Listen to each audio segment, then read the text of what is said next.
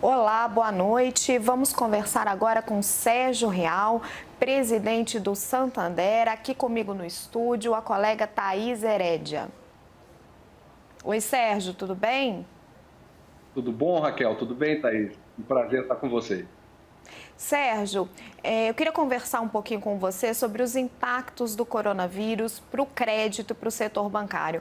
A gente tem recebido aqui na CNN muitos relatos de empresas falando que está aumentando os juros do crédito bancário, que a gente está tendo encurtamento dos prazos. O que está acontecendo? Por que os bancos estão restringindo o crédito nesse momento aí tão difícil para o país? Olha, nós fizemos, inclusive, todos os bancos olharam e fizemos uma análise muito clara do que aconteceu nas últimas semanas. Nós tivemos um período em que havia, de certa forma, uma incerteza em relação à liquidez do sistema, que foi claramente e muito rapidamente equacionada pelo Banco Central. E eu gostaria de aproveitar, Raquel, para a gente falar de coisas concretas do que aconteceram nas últimas semanas. A crise, o coronavírus chegou de uma maneira abrupta e todos os setores independentes estão se ajustando na velocidade que são capazes de se ajustar. Então, vamos falar concretamente no sistema financeiro o que está sendo feito. Em relação a todos os bancos, eu posso falar em nome de todos os bancos, todos os vencimentos de pessoas físicas e pessoas jurídicas nos próximos dias serão postergados por 60 dias. Então, a primeira mensagem importante é assim, quem tem um vencimento e que está preocupado porque não consegue pagar essa parcela, etc., entre na página do banco em que você tem uma relação comercial, isso será postecipado 60 dias. Essa é a primeira medida clara já definida entre os bancos. A segunda grande medida que foi construída com o Tesouro, com o Banco Central e com o BNDES e os demais bancos é o chamado consignado folha. A partir desse mês, eu espero que nós estejamos numa posição já de poder operacionalizar até o dia 10 de abril, se possível, estamos trabalhando para isso, que significa o quê? Todas as empresas com faturamento até 10 milhões de reais poderão ter acesso na folha do banco com quem operam, ou seja, a folha de pagamento, aonde ela estiver no respectivo banco, os bancos irão dar um financiamento de 2 meses para essa folha, para que essa empresa não tenha que, de hipótese alguma, se preocupar com o pagamento dos seus funcionários e muito menos com o desemprego, né? Promover o desemprego, que também custa dinheiro para a empresa e acaba consumindo caixa, fora a questão claramente social. Então, 2 meses serão antecipados e a empresa terá até 3 anos com carência para pagar, num juros que é exatamente os juros da Selic, 3,75% ao ano. O sistema financeiro não terá qualquer prêmio, comissão, absolutamente nada. Então, 2 medidas importantes: vencimentos postecipados em 60 dias, empresas com faturamento até 10 milhões de reais poderão ter sua folha paga por 2 meses e esse valor refinanciado por 3 anos a 3,75% ao ano. Real. Fora isso, Desculpe. pois não, pode falar. Não, só vou terminar. Fora isso, e vou terminar e já passo. Fora isso, várias outras coisas estão acontecendo. Isenção de tarifas. Nós, no Santander, aumentamos o cartão de crédito para vários clientes em 10%. E os bancos continuam trabalhando para trazermos outras possibilidades. O objetivo nosso é não deixar ninguém para trás. Podem ficar tranquilos. Agora, leva tempo. Só para operacionalizar o que eu acabei de falar, é uma mudança muito estrutural. mas só que mais importante do que a mudança estrutural é nós salvarmos empresas e, consequentemente, empregos. Rial, eu vou insistir aqui um pouco na pergunta da Raquel e vou acrescentar a noção de risco, né? Se tem uma coisa que está todo mundo aqui tentando medir, é o risco financeiro, o risco para a economia, do desemprego e tudo mais. E a gente sabe que o sistema financeiro brasileiro, ele é um sistema que toma pouco risco, né? A gente tem um sistema de garantia do crédito ainda muito ruim. Então, eu reforço a pergunta da Raquel aqui, como é que os bancos estão reagindo a esse risco desconhecido, mas que a gente sabe que é caro no Brasil, e as mensagens que a gente recebe aqui dão conta disso, né? Que o risco percebido pelos bancos estão encarecendo já o crédito. Eu acho que é absolutamente válida o questionamento. Agora, o que eu acabei de mencionar, por exemplo, nós avançarmos 60 dias, todos os vencimentos que estão ocorrendo agora, isso é automático.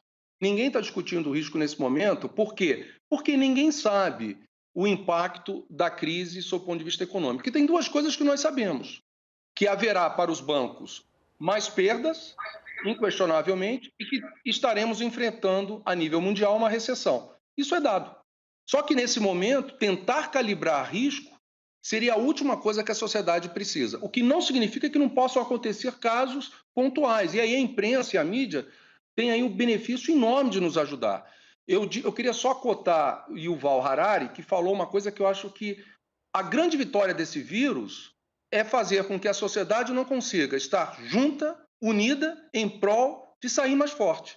Então, nós precisamos todos, e a mídia tem um papel fundamental aqui para mim, de realmente pontuar onde existiriam os casos e dar a chance ao sistema financeiro de poder agir. Eu quero dar essa confiança em nome de todos os bancos. Me sinto extremamente confortável em falar em nome de todos os bancos. Rial, queria pontuar uma coisa que você falou. Você disse que aquela medida para financiar a folha de pagamento das pequenas empresas estaria funcionando aí no dia 10 de abril. Eu te pergunto se não é muito tempo, porque tem empresa com folha de pagamento vencendo agora no dia 5. Não é possível agilizar isso? O que você tem achado do trabalho do governo, que ainda não publicou essa medida provisória, e da questão interna dos bancos? Tem como agilizar esse prazo? Eu acho que essas são as perguntas que têm que ser feitas. A resposta é: nós, como bancos, queríamos já estar prontos para o dia 5 de abril, independente de termos ou não um funding. Então, essa foi uma discussão que, entre os presidentes dos bancos, foi tomada, e é possível que a gente faça, inclusive, antes do dia 10. Obviamente que isso em diálogo com o regulador, com o Banco Central, mas estou absolutamente com você, Raquel. Não há tempo. Cada dia gera uma ansiedade maior no empreendedor e no empresário, até de não acreditar que o dinheiro vai estar lá, né? Explica um pouco melhor, Sérgio. Como assim? Mesmo antes do Tesouro garantir o dinheiro, os bancos começariam a emprestar? Eu não entendi direito. Você pode detalhar?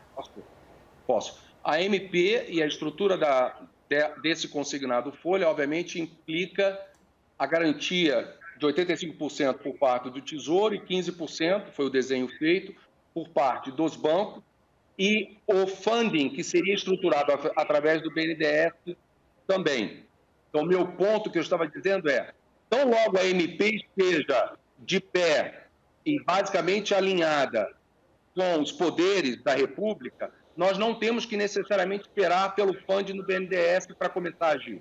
Isso pode vir a posteriori. Então, os bancos estão prontos para agirem tão logo a MP esteja de pé e que exista claramente consenso em volta dela. Rial, eu queria te perguntar sobre a tua visão geral do que o governo fez até agora, da relação com o Congresso Nacional, e se na visão sua e do sistema financeiro, que você diz estar representando hoje, ainda falta muito para a gente alcançar um poder de ação do governo que dê uma sensação um pouco mais de segurança para a sociedade. Eu acho que nós vamos começar a ver a liquidez permear de volta ao sistema com maior velocidade a partir dessa semana, porque muitas medidas acabaram sendo tomadas nas últimas semanas. A tua pergunta especificamente em relação ao governo, a gente tem medidas que estão muito próximas a R$ 1 trilhão, num país que mal saiu de um déficit fiscal, que ainda permanece com esse desafio. Então, acho que o governo foi extremamente... Eu acho que o Estado brasileiro foi extremamente ousado no sentido de reconhecer o que está à nossa frente. Esse evento é talvez o evento mais complexo desde a Segunda Grande Guerra Mundial. Nós saímos após o corona um outro mundo, um mundo potencialmente com os Estados Unidos em recessão, cujas implicações econômicas não são completamente entendidas a nível global, um mundo em que o trabalho remoto se tornou uma realidade e vai ter implicações profundas em estruturas físicas, um mundo que claramente vai valorizar aspectos que até então a gente não via. Então, assim, a gente sai pós-corona, é um novo mundo. É um novo mundo, um mundo em recessão.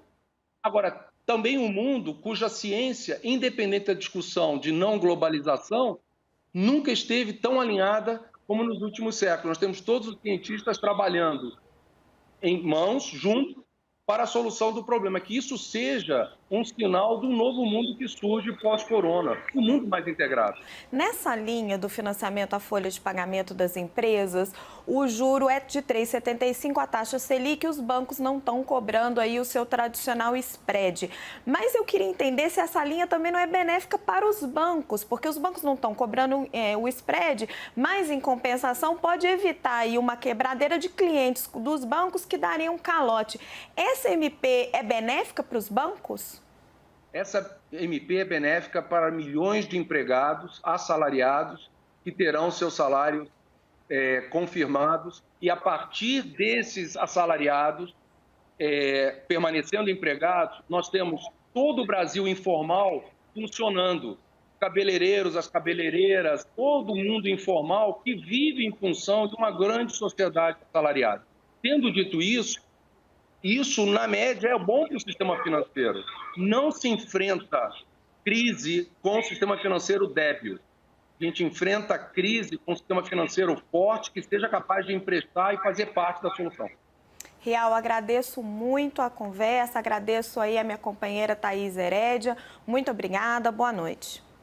Obrigado a vocês. Boa noite a todos.